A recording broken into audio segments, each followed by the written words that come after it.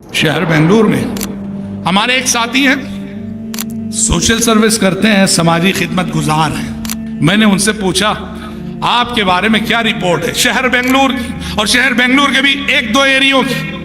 تو انہوں نے کہا بنگلور کی صورتحال اتنی خراب ہے مولانا، کہا کہ ایک کیس ایسا ہے ہمارے پاس، ایک اور لڑکی، میں نے کہا نوجوان بولے تو لڑکیاں ہم یہاں، ایک لڑکی حافظ قرآن حج کی ہوئی ہے، ہمارے پاس لائی گئی کہ وہ نشے کی لعنت میں مبتلا ہے۔ حافظ قرآن اور حج کی ہوئی نشے کی لعنت میں مبتلا ہے۔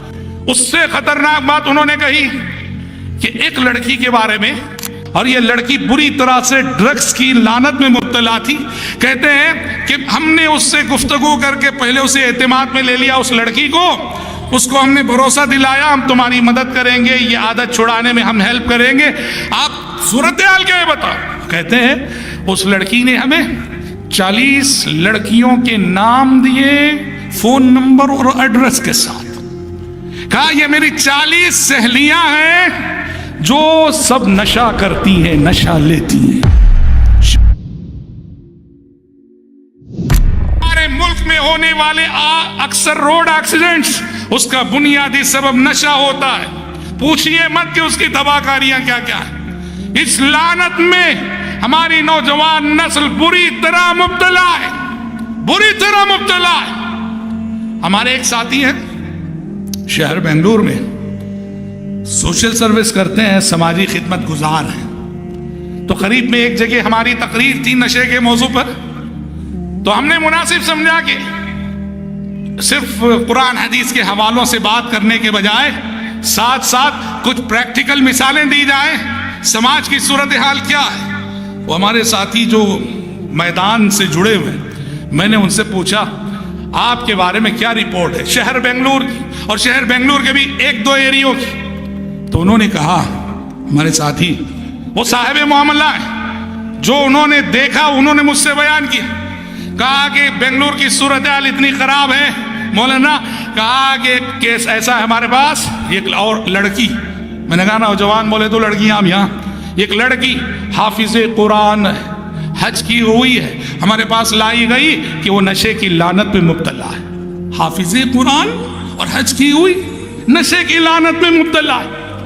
اس سے خطرناک بات انہوں نے کہی کہ ایک لڑکی کے بارے میں ہمیں یہ اطلاع ملی کہ اس کا ریپ ہوا ہے۔ ہم فوراً پہنچے جائزہ لینے کے لیے، کیسے ریپ ہوا، کیا ریپ ہوا۔ پہنچے تو مسئلہ کچھ دوسرا ہی تھا۔ کیا مسئلہ تھا؟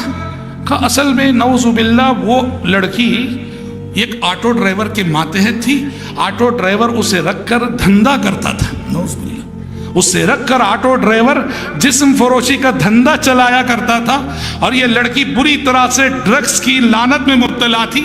کہتے ہیں کہ ہم نے اس سے گفتگو کر کے پہلے اسے اعتماد میں لے لیا، اس لڑکی کو، اس کو ہم نے بھروسہ دلایا ہم تمہاری مدد کریں گے، یہ عادت چھڑانے میں ہم ہیلپ کریں گے، آپ صورتحال کیا ہے بتاؤ۔ کہتے ہیں اس لڑکی نے ہمیں 40 لڑکیوں کے نام دیے، فون نمبر اور ایڈریس کے ساتھ، کہا یہ میری 40 سہیلیاں ہیں جو سب نشہ کرتی ہیں، نشہ لیتی ہیں، شیواجی نگر، کینری روڈ، آرٹی نگر، کہا 3 ایریوں سے جڑی ہوئی 40 لڑکیاں۔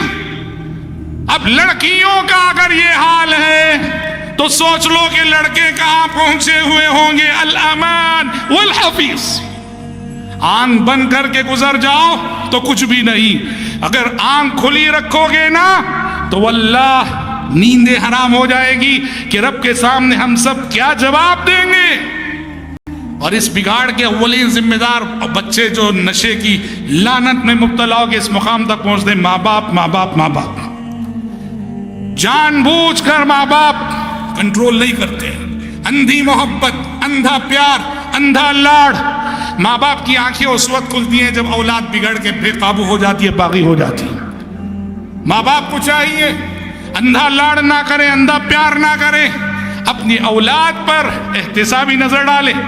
بچہ دیر سے آ رہا ہے رات میں اور معمول ہے، پوچھو کہاں جاتا ہے تو، کیا کرتا ہے تو، یہ رات کا اندھیرا ہی ہے جو جرائم کا سبب بنتا ہے۔ وَمِن شَرِّ غَاسِقٍ إِذَا وَقَبَ، چور چرانے کے لیے رات کا انتظار کرتا ہے، ڈاکو ڈکیتی کے لیے رات کا انتظار کرتا ہے، زانی زنا کے لیے رات کا انتظار کرتا ہے، شرابی شراب پینے کے لیے رات کا انتظار کرتا ہے، ڈرگس لینے والا ڈرگس کے لیے رات کا انتظار کرتا ہے، غلط صحبتوں میں بیٹھنے کے لیے رات کا انتظار یہ رات ہے جو بڑے شر لے کے آتی ہے.